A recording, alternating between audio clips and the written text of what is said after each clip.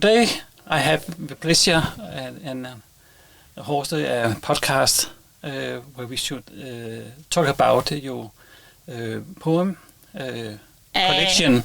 You haven't mentioned my name. No, but I'm coming to do it in about a second. But here in the studio I have Avery Mengers. I don't know if I pronounce the last name correct. Maybe you. It's Mengers. Mengers. Okay, thank you.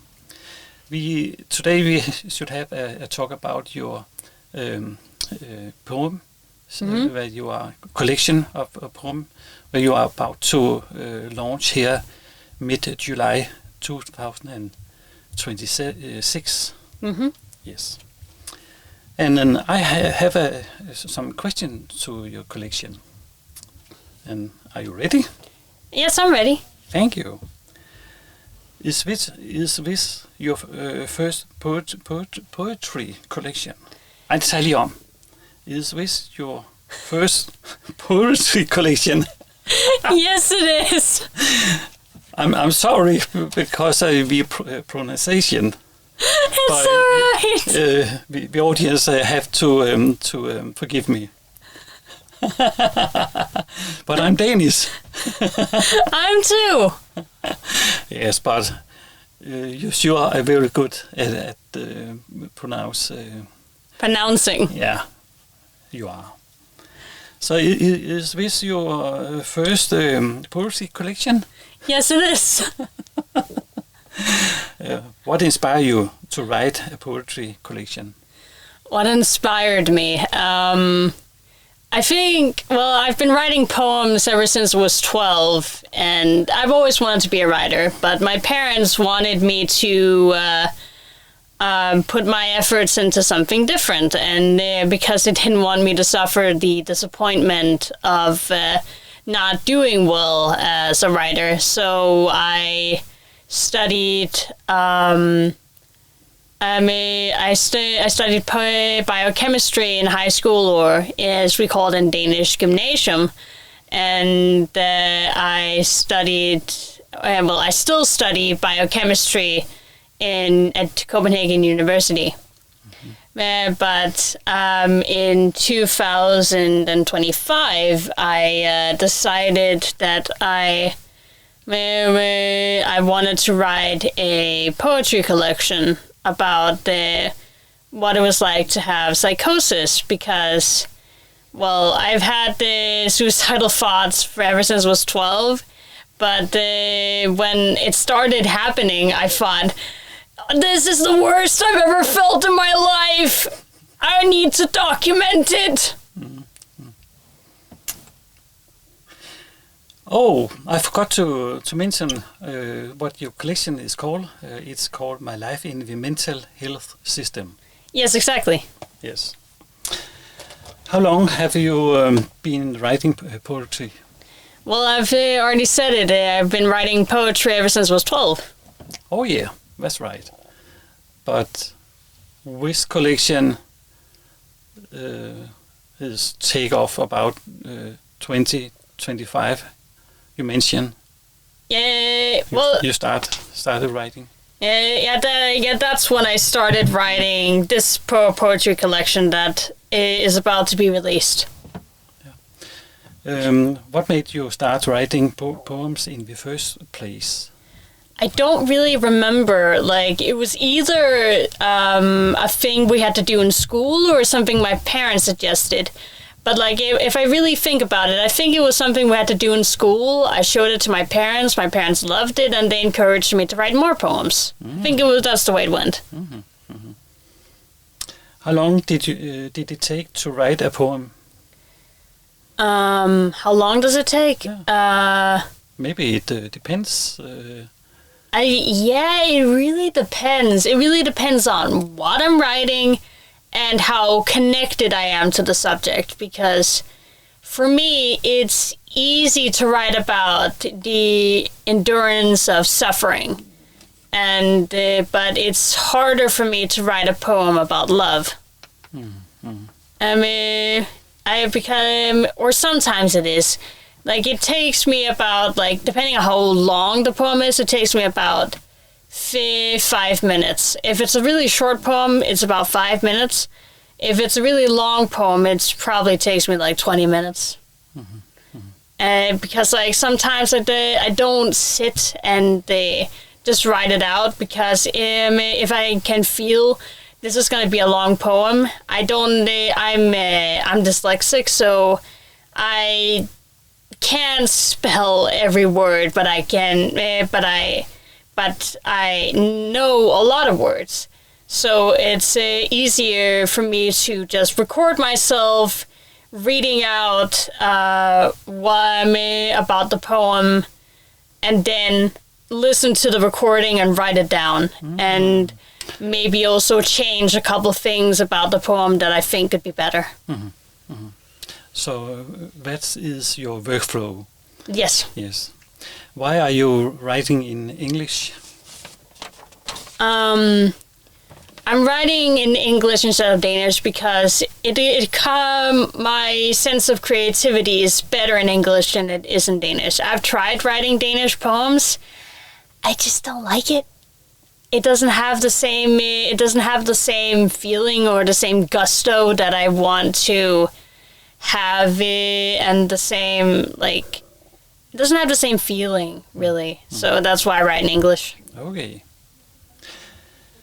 What do the poem means to you, or your poems? What do the poems mean to me? Yeah. Well, they each mean something different. Like origami is about. Well, what I think origami is about is that it's about life and how life takes shape as you grow up and start doing things. You start out as a baby, then a toddler, then a child, and then a teenager. Then you become an adult, and then when you're done folding the paper that is your life, you die. So but the people who know and love you will remember the shape of your life. But a lot of the other poems that I've written is about my suffering, and when I got psychosis, and the horrible months I went through when I tried out the first medication, and how easier it became when I started taking the other medication. Okay. What inspired the poem Intruder? What inspired the poem Intruder? Well, I think that's easy. The poem was inspired by. I have this feeling that there is another person living inside me that is opposite to who I am. Is like opposed to everything I stand for, everyone that I hold dear. Some kind of another person give you some kind of instructions. Yes. Where will direct you in the wrong way maybe to. It is a way. It's a way that I don't agree with, and like I'm not about to tell what is right and wrong. That's not the point of my poetry collection, and I'm not here to preach about who people should and shouldn't be, because I frankly don't care. I've tried caring about it. It's too much energy wasted. So you have a method to deal with it, with all these instructions. Well, yes. It's you kind of have to be on your toes always, because you never know when the little voice will say something like, you should do that, or you should do this. And it's, I won't go into what those voices tell me to do. It's way too personal. Yes. And frankly, not something you should mention on a podcast. No. So just take my word for it. It's bad, and I would rather no one went through this. No. What did you think it takes to be a poet? What do I think it takes to be a poet? I think, like, my idea of being a poet is, like, very naive, because I think what it takes to be a poet or an author is to have an idea, a really good idea.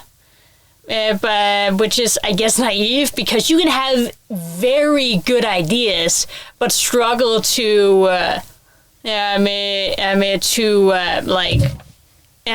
explain the idea in a format that is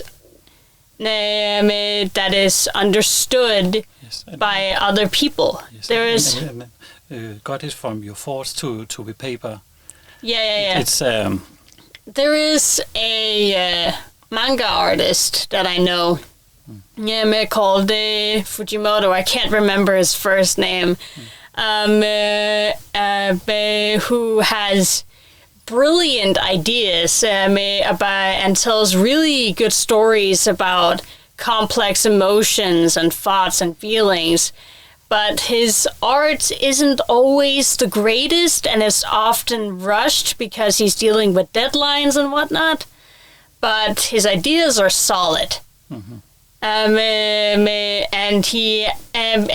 he's brilliant at putting in his ideas, but he struggles with his art. And another example, my struggles when I write a poem is I want to make it as complex as possible. But the thing I run into is because I know the meaning of my poems, or I know my meaning of the poems, because I don't agree with the sentiment that the author is the only one who has who knows the correct meaning of a piece of art, because that kind of goes against the idea of art, that a lot of things can be true at once. Mm-hmm. So my idea of a poem is not the idea. It is just my idea. Mm-hmm. So when another person's interpretation of my work is just as correct. Mm-hmm. But no one should confuse their perspective with my reason for writing this poetry collection, because I have my reasons for writing writing my poems, but that's not your reason for reading the poems, or hating the poems. Mm-hmm. Do you think verses should have a specific rhythm in order to be a poem? No, I don't think so. No. Like, well, if it's a haiku, then of course it has to have a specific structure. But I don't think a poem has to rhyme to be a poem. That's just a way of writing poems. Mm-hmm. I think to make a poem good is to, like I said, have a good idea. Mm. And like a good idea can be anything. Mm. It's but not every idea has to be expressed in a poem. I have seen so many different types of art that can express so much. And like my poems are a lot of things. Mm. And I often don't enjoy reading my poems because I don't experience anything new from reading my poems like I do if I read another poet's work. But no, I don't think you need to rhyme or there has to be a specific structure. I think to make a poem good, you just need a good idea. Some readers will could mirror themselves in your poem and see themselves in the poem, and another reader maybe have a slight different perception when reading your poem, I think. Yeah. Yes. That's the idea of and like and I'd love to know what other people think my poem means. What my poem means, because like for an example, I mentioned my poem Origami. I mentioned what I think it's about, but you could just say like, oh, it's just about origami. That's a valid take.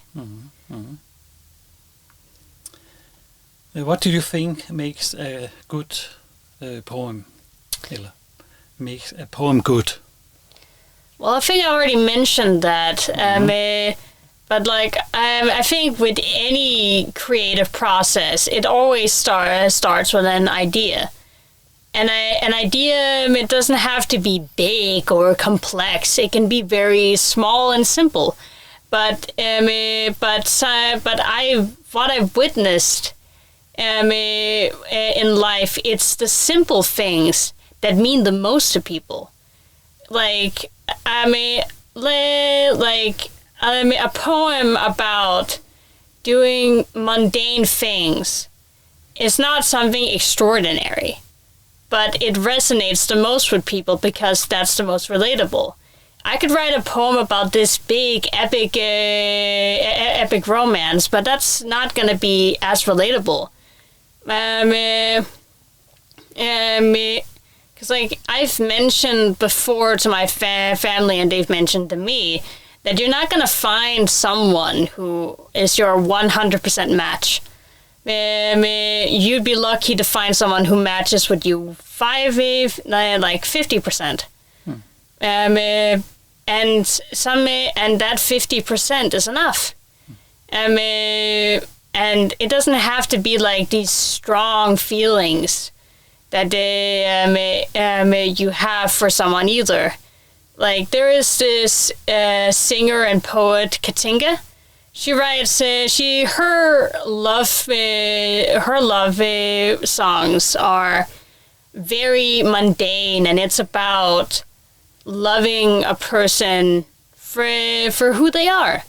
Even after you've been together for so long, you still find a reason to love each other.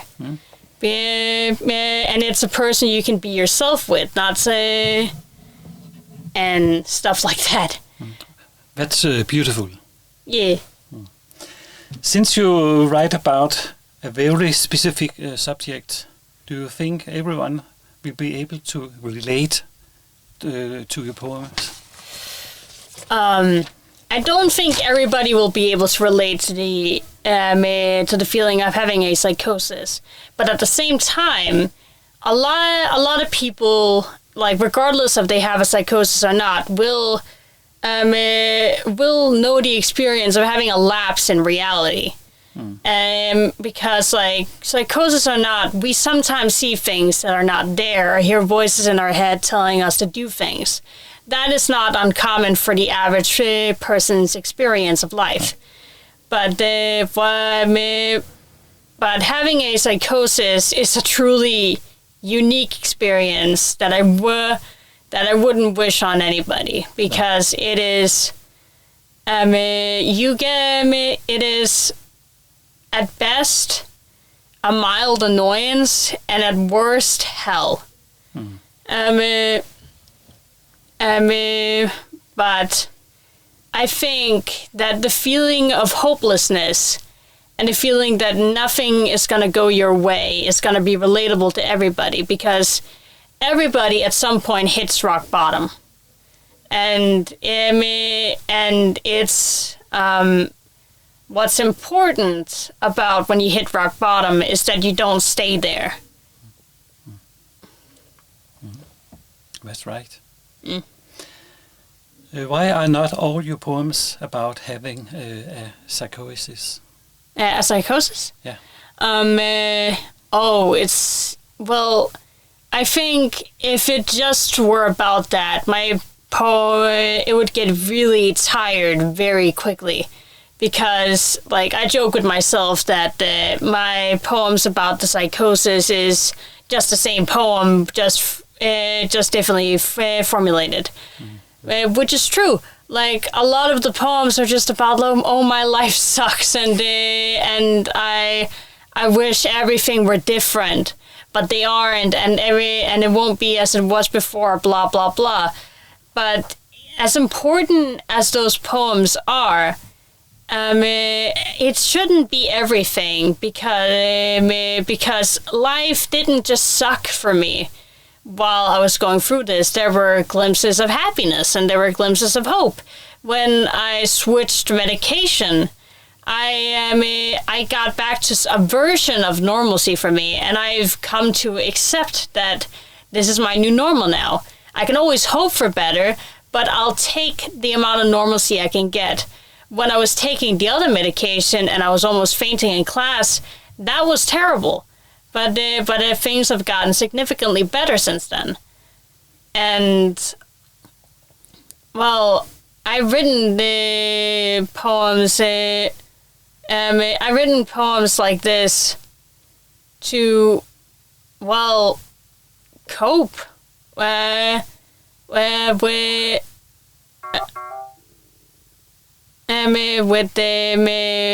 my life as it is, the good and the bad. So the poems that are not about psychosis is, well, when I had different feelings, when I wanted to talk about different things, such as my poem about soap and my poems about love and stuff like that. Okay. Are you worried that you will not get many readers because of the dark theme? No, I'm not worried about that. No. I didn't write this poetry collection to get many readers. I wrote it because I have a message that I want to share with the world. Where if I just have one reader that my story resonates with, that's good enough for me. Beautiful. Are you worried about what people will think of your poems? Not really. Like if somebody leaves a negative review, I'll be sad. But like, my dad told me that the purpose of art is to provoke. So regardless of if your experience of my poems are good or bad, I've made my poems have resonated within you somehow. So negative reviews mean that somebody's reading my book. So I think I can take the negative reviews with the good ones. Okay. Good answer, I think. Do you have a complicated relationship with love, since you describe being trapped in the poem about love, and how love can turn into hate? You mean how love can turn into hate in the poem You Sucks? You suck? Yeah. Well, I would say I do have a complicated... I don't know. I guess in some ways I have a complicated relationship with love. It stems from... I had a psychological abusive relationship with my ex-girlfriend, and she would threaten me with violence, and she would be very controlling of me. Like I couldn't go to the bathroom to pee at night without waking her up. I wasn't allowed to criticize how much he drank, or if she should stop playing games. I wouldn't have done that either way, but I wasn't allowed to do it. And so you have to get permission to do all these natural things. To some example, to go to a bathroom for peeing. Yeah, I wasn't allowed to do that because she was worried I was gonna leave. Without saying so. But all of those things put a lot of stress on me, but my breaking point was when she cheated on me. That broke me completely, and I didn't tell anyone. And that, in the end, was the reason that I believed that I developed a psychosis to begin with, was having my reality distorted by the fact that she cheated on me, but I wasn't allowed to call it that. No. So you have a lot of pressure on you, and difficult to cope with it, because you are that situation with her, and you maybe have to out to the world måske tell another story, a story maybe about a better relationship than it maybe was. Yes, I had to tell a lot of lies to my family and my friends about how the relationship was going, and I had to pretend to be happy when happy when she was around, because in reality I felt really stressed. But like when I wasn't with her, everything was fine. So it was easy to pretend. So I didn't really have to pretend that everything was fine when she wasn't there. No, okay. But like after I got out of that relationship and started to trust that not everyone who loved me were out to get me or treat me horribly. Like my parents weren't. They really loved me, and they want to understand me, and they want to support me in everything I do, and my friends care about me and they love me and stuff like that. And after I met my current girlfriend, I started to feel a lot more confident in myself and that I'm worthy of love and stuff like that. Okay. What do you think the reason is that you wrote this poem collection? The reason, I think I already shared that. I wrote it because I have a message, and I want to also spread awareness about what it's like to have psychosis, because it's often misunderstood. Like I misunderstood it when I first started at the psychiatric center I go to. So I wanted people to understand people who have psychosis, we're not dangerous. We're just people who have problems. Just like everybody else. Yes.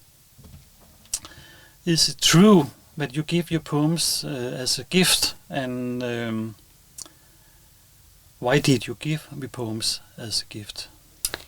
Yes, it's true. I give my poems as gifts. I've given a lot of poems that I've written as gifts to my family and friends.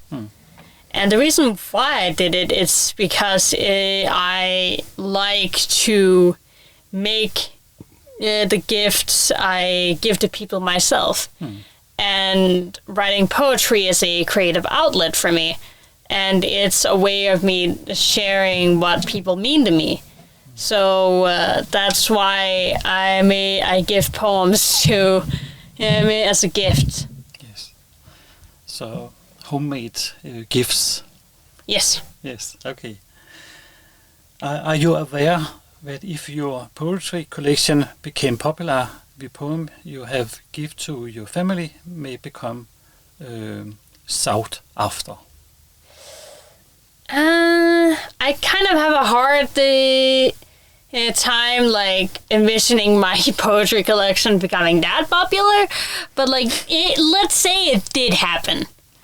I would find that would be a very unique experience. But like, but if my family and friends want to share the poems that I wrote them, that's completely up to them. They have my permission to do that. But if they wanna, but like, it's completely up to them. If they don't want to, then that's completely fine. Will you continue writing poems that only your family is allowed to see? Yes, of course. It's not all of the poems that I write that are that become public. Like I've written so many poems that I'll keep that are only for me, and there are poems that I write that are only for my family and friends. But only a small portion of the poems that I write show up in this poetry collection. There was a poem that I had to cut because I thought that's a step too far. Yes. So there's a lot of consideration and ethic. Ethical Yes. ethical matters. Yes. Yes. Does your family support you in writing a poetry collection? Yes, they do. We don't discuss it very often, but like whenever we talk about it, they just think of it as something that I'm going to do. Okay, that's amazing. And well, like when I ask for advice, they're willing to give it, but like otherwise. Are you already working on your next project? Yes, I'm working on my next project. I'm writing a novel about right now.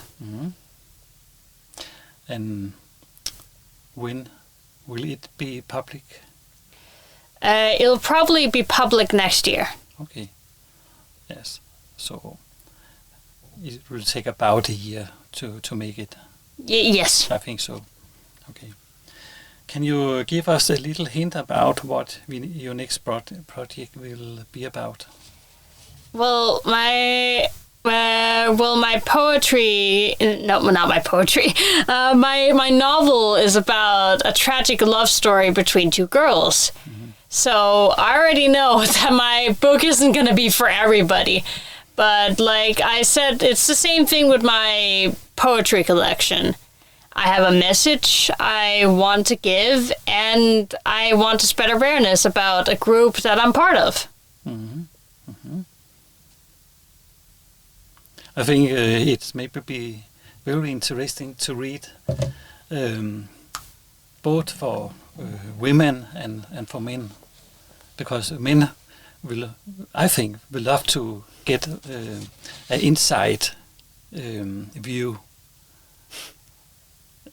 about what is going on with between two girls. I think so. Maybe I is naive. Maybe, who knows? Can we expect more poetry collection from you? Yes, we can. My next project even has a name. And can you tell us what the name is? Well, the next poetry collection I'm releasing is called Love in All Its Forms, because someone thought it was a great idea to make me write about the things that I really suck at. Who could it be? Okay. Like, I don't really write love poems. Well, I do write love poems because sometimes when I feel like really powerful emotions about love and about the people I love, I write poems about it. But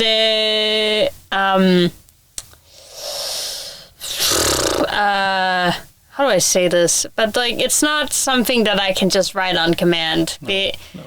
They made like the thing with writing for me, writing a novel versus writing poems is a very different writing process because and I see it this way: as an author of a novel, you have to put everything out there. Everything has to be revealed, or else it doesn't exist. But in a poem, you don't have to reveal as much and leave it up to the person's imagination. But then again, about novels, there is a thing called showing and not telling, and and you can also do that and leave everything up to interpretation. But I describe everything, not everything, but most of the things that my characters do in my book. Like I like explain if they make a certain expression, or if they quirk an eyebrow, or if they pose in a specific way.